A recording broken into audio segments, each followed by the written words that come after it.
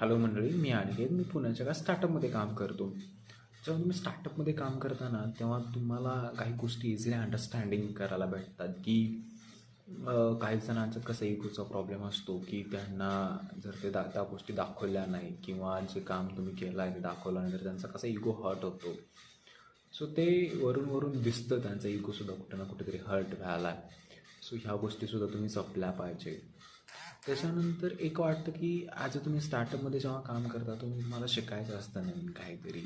पण पुढचा माणूस हा विचार करतो की हा प्रोफेशनल आहे, फुल एक्सपिरियन्स आहे. सो आपण याच्याकडून सगळ्याच एक्सपेक्टेशन्स आपण ठेवतो की त्यानं सगळेच कामं केली पाहिजे. आणि सगळ्यात महत्त्वाचं काही रिझन आहे की तुम्ही एखाद्या स्टार्टअपमध्ये काम करत असता तेव्हा एक तुम्ही कधीही बॅकअपमध्ये ठेवा की मला दुसरा जॉब बघायचा आहे. कारण की ही लोकं तुम्हाला कधी रिप्लेस करतील याची गॅरंटी नाही. कारण की यांना ना एकच मतलब असतं, पैसा माझा कसा वाचला जाईल यांना एकच देणं घेणं असतं. यांना असं नाही की मी त्या डिझायनरला इतकं पे करतो आहे सो त्याच्याकडून तितकं आउटपुट घेतलं पाहिजे, आपण करून घेतली पाहिजे. नाही, यांना काही की मी त्या डिझायनरला एवढे अमाऊंट देतो आहे सो तो रविवारीसुद्धा का का काम करत नाही.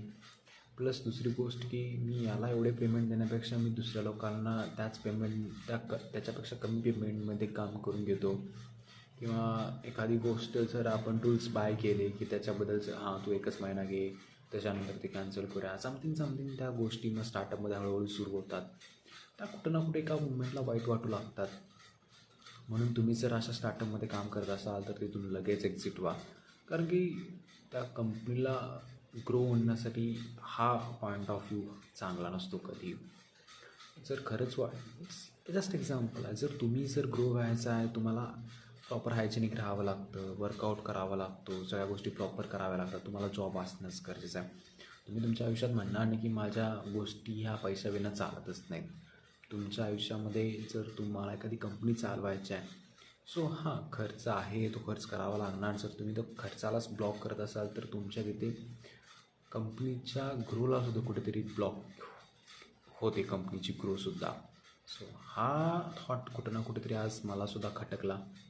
सो म्हटलं तुमच्याशी एकदा शेअर करावं. सो आज थोडंसं हॅक्टिंग झाल्या कारणाने आज आपण ब्लॉग इथेच थांबवत आहे. पुन्हा भेटू अशा एका नवीन व्हिडिओ.